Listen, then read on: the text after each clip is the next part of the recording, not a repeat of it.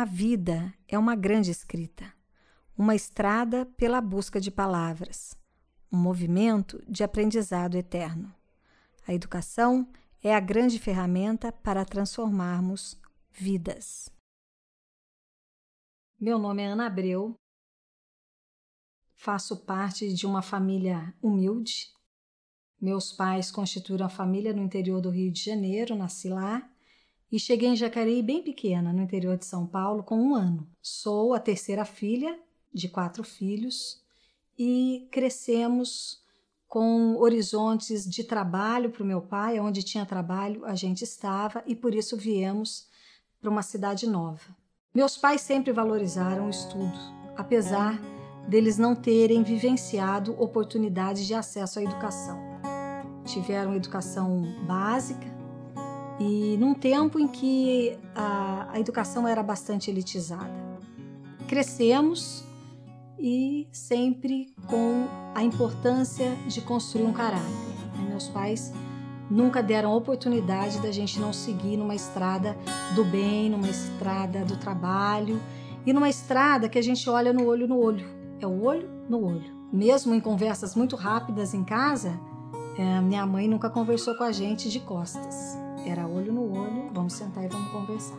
Trilhei as escolas públicas da minha cidade e eu sou muito grata aos professores que passaram por mim. Aprendi boas palavras, boas imagens, boas condutas e, apesar de muitas dificuldades, eu tenho um olhar muito feliz com a escola. A ideologia da escola na minha vida ela é muito forte e positiva. Casei com 23 anos, bastante nova, e tive 3 filhas, 3 mulheres, e o que me deixa muito feliz, porque ser mãe de mulheres é muito bom, né?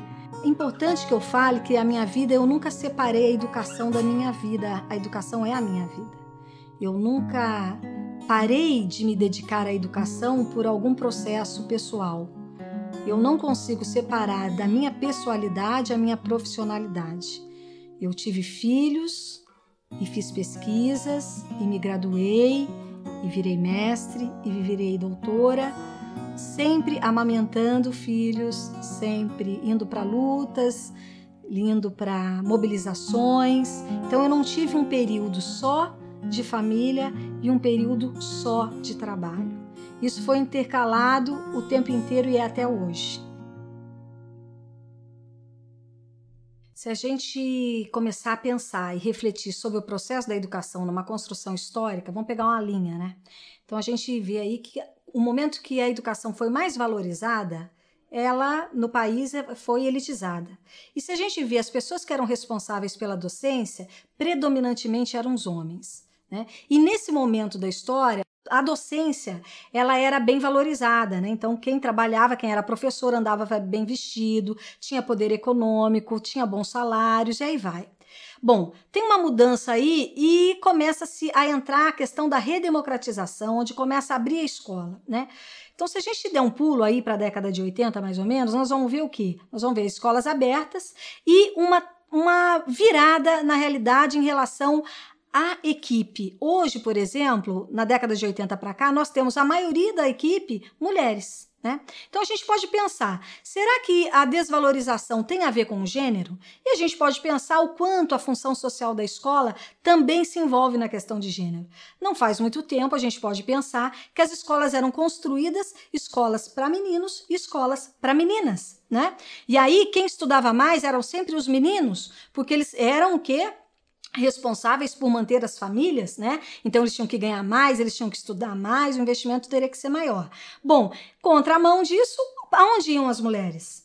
Para escolas artesanais, escolas culinárias, escolas que ensinassem a bordar, escolas, muitas vezes, a escola de filosofia, por exemplo, pouquíssimas mulheres, né? Então a gente vem aí uma função da escola que mantém, na realidade, e aponta para uma discriminação e uma questão histórica que até hoje a gente tem que lutar. E precisamos reconhecer, eu como educadora de 25 anos, eu reconheço que a educação precisa ser melhorada, a educação precisa ser revista, reconstruída. E aí não dá para a gente falar de educação de qualidade sem considerar a família que envolve essa criança, a família que envolve esse jovem, né? Muitas vezes me deparam com queixas dizendo, olha, essa criança já vem sem educação de casa, né? Essa criança vem sem limite. Eu penso que um projeto de educação de qualidade tem que, de fato, integrar a família.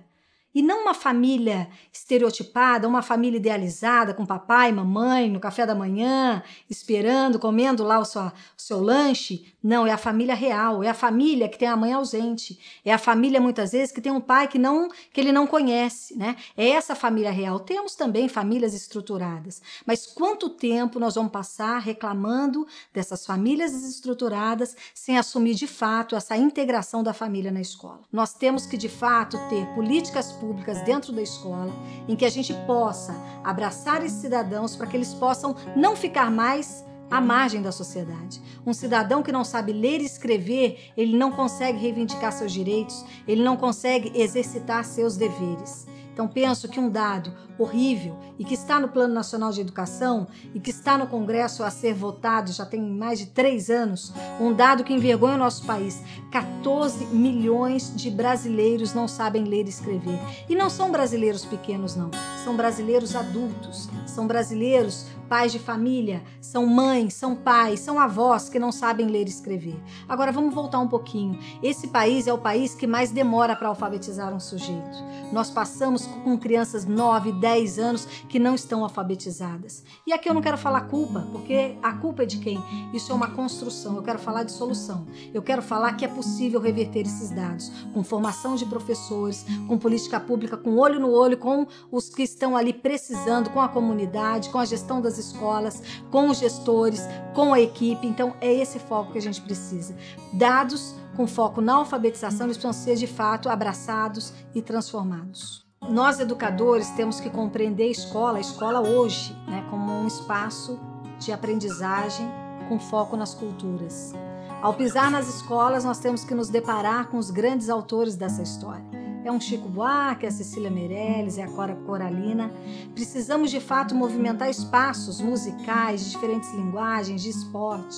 A escola precisa convidar esse sujeito para o conhecimento. Quando eu falo sujeito, eu falo da criança, eu falo do jovem, eu falo do adulto. Será que a escola está sendo ouvida?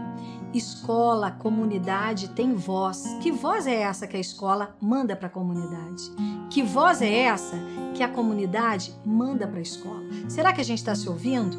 Na realidade é um projeto único, é um projeto de todos. Ter um cidadão bem informado, quem ganha? Ganha o país, ganha a cidade, ganha o município, ganha o bairro, ganha a família. E eu penso sempre que antes de um desenvolvimento vem a educação de qualidade.